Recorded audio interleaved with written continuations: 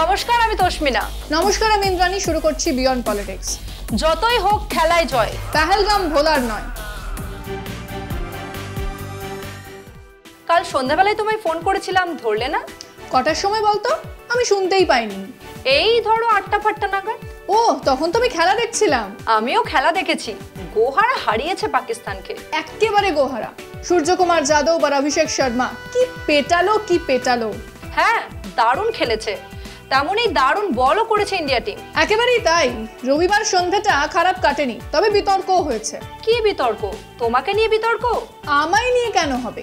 India Pakistan match নিয়ে হয়েছে। কি বিতর্ক আমাকেও বলো। পেহেলগামের মতো সন্ত্রাসবাদী হামলা যারা করলো, সেই পাকিস্তানের সঙ্গেই আমরা ক্রিকেট কেন খেলবো? এই বিতর্কই এখন তুঙ্গে। এটা তো খানিকটা ঠিকই। যারা সন্ত্রাসবাদকে প্রশ্রয় দেয় তাদের সঙ্গে খেলা কিসের? সেখানেই তো প্রশ্ন।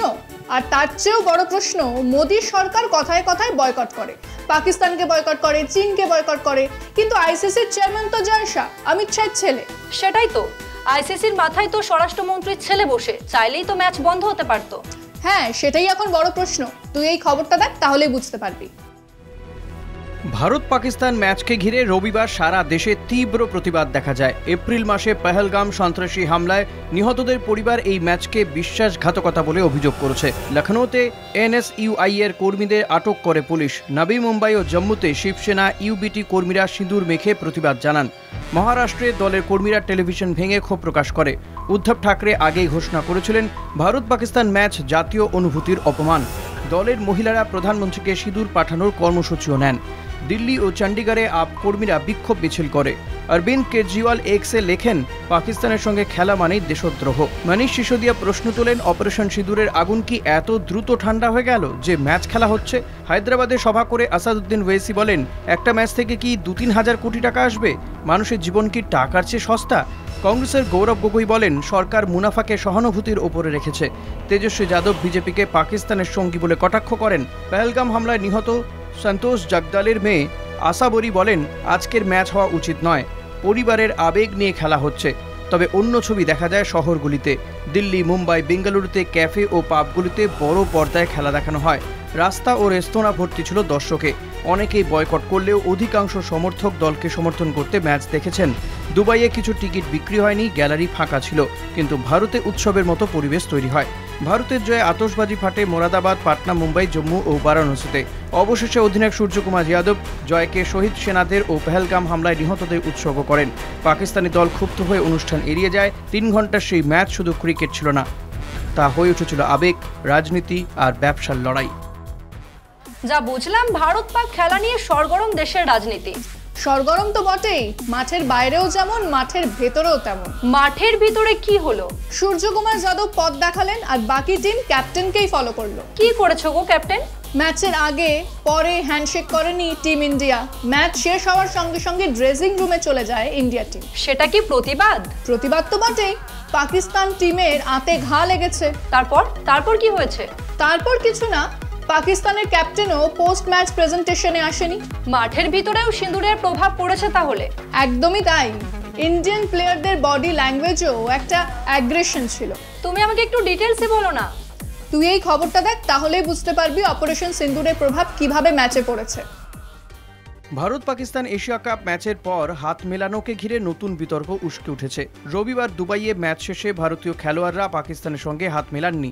সূর্যকুমার যাদব হাত না মিলিয়ে ড্রেসিং রুমের দিকে রওনা দেন। তাকেই অনুসরণ করে দলের বাকি খেলোয়াড়রা। ম্যাচের শেষে ড্রেসিং রুমের দরজা বন্ধ করে দেয় ভারতীয় টিম। এ নিয়ে Pakistan cricket board PCB Asian cricket কাউন্সিলের কাছে আনুষ্ঠানিক অভিযোগ জানিয়েছে। পিসিবি একে খেলাধুলোর চেতনার বিরোধী বলে আখ্যা দিয়েছে। প্রতিবাদ হিসেবে পাকিস্তানি অধিনায়ককেও পুরস্কার বিতরণী মঞ্চে পাঠানো হয়নি। পিসিবি টিম ম্যানেজার নবীন চিমা অভিযোগ দাখিল করেন।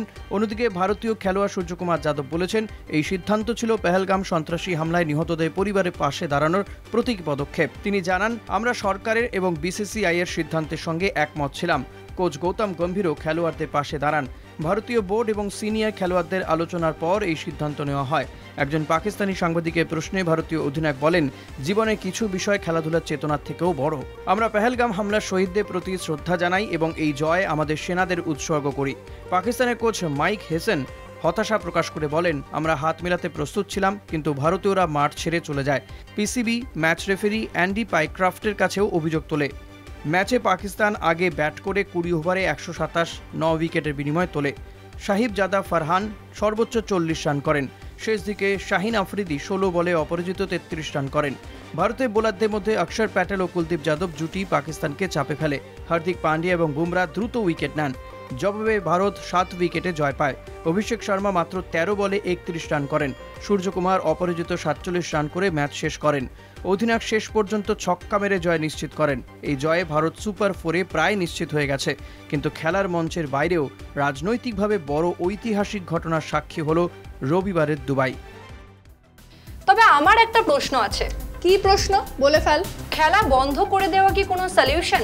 সন্ত্রাসবাদের বিরুদ্ধে লড়াই, খেলা বন্ধ করে আর কি হবে? আরে সেটাই তো বক্তব্য। দেখ, পাকিস্তানকে আমেরিকা সাহায্য করত, ভারত তখন আমেরিকাকে পাশে চাইতো। চীনের যুদ্ধ বিমান নিয়ে পাকিস্তান ভারতের সঙ্গে যুদ্ধ করতে এলো, ভারত এখন চীনের দিকে ঝুঁকছে। সেটাই তো, কূটনীতি আর বিদেশ নীতিই হতে পারে পাকিস্তানের বিরুদ্ধে যোগ্য জবাব। একদমই তাই।